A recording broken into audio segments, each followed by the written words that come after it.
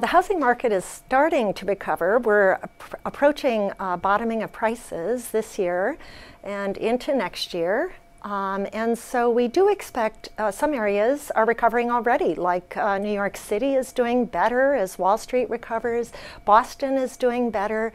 We're even seeing the Bay Area, San Francisco, with high-tech firms doing better. And of course, Texas with Houston and Dallas and the energy focus. But some areas will remain depressed for some time where there is overbuilding. This would include Tampa, it would include Miami, Phoenix, parts of Central California, and Las Vegas. But the next decade is going to be characterized by American households being very selective in their choice of housing and also seeking quality, and the main word will be affordability. People will be downsizing in homes as they try to save on property taxes and also energy costs in the colder areas. We're going to see young singles are going to be interested in transit-oriented developments in major cities that are close to employment centers. Young families will probably, their best bet will be to seek quality housing in great neighborhoods that have excellent schools. But the emphasis will be on affordability and downsizing. And as the baby boomers age, what we will see is that they'll have different choices. Some will choose condos and apartments in major cities where maintenance is lower and where they have access to cultural amenities.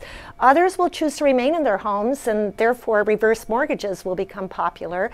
And there will be others that need access to medical centers like the Mayo Clinic in Minneapolis, the Cleveland Clinic in Cleveland, where they will choose senior lifestyle centers. So there will be different varieties of housing, but the key word is affordability.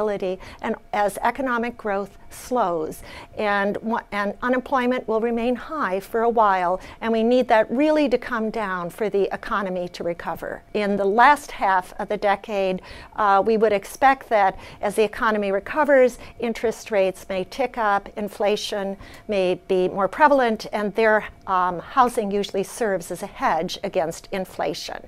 But the global growth is going to be led by China and the Asian countries surrounding that Chinese growth.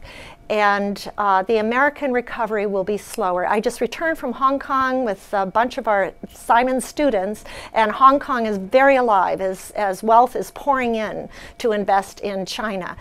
We visited Tokyo, which is much slower, which is still recovering from their recession, and they've had 20 years of very slow growth. The American economy should be faster than that, but it will be slower than in previous recoveries. So the outlook for housing is moderate, and with lots of different choices and the emphasis on quality and affordability.